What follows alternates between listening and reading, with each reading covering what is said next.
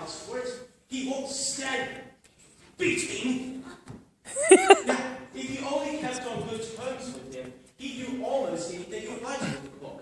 For instance, suppose it were 9 o'clock in the morning, just time to begin lessons. All you have to do is whisper and hit the time, and round goes the clock in a twinkling. 1:30, time for dinner. Well, that would be grand, certainly. But then I shouldn't be hungry for it, you know. Not at first, perhaps. But you could keep it to 1:30 as long as you liked. Is that the way you manage? Not I.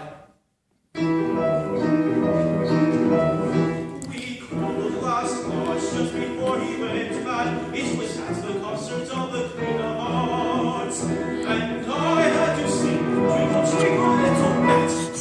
Do you know it? I know something that sounds like that.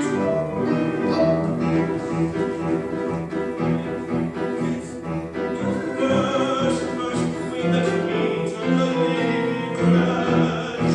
He's murdering the time, said the Queen, she said. What was that? Off with his head. How dreadfully savage! No.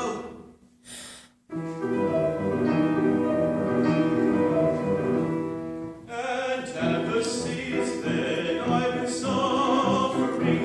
Mr. Time would do one thing I ask. It's always 6 o'clock now.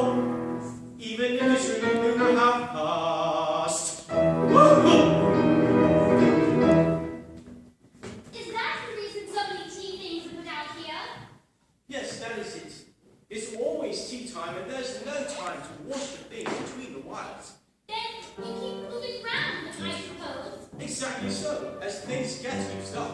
But what happens when you come to the beginning again? Suppose we change the subject. I'm getting tired of this. I hope the young lady tells us a story. I'm afraid I don't know one. The dormouse shall wait on the dormouse. I wasn't asleep. Tell us a story. Yes, please do. And be quick about it or you'll be asleep again before it's done.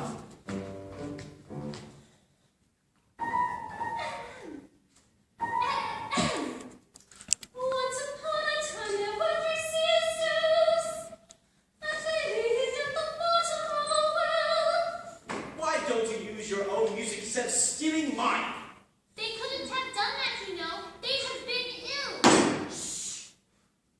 And they lived at the bottom of a well. What kind of a well? A treacle well. There's no such thing. If you can't be civil, you better finish the story for yourself.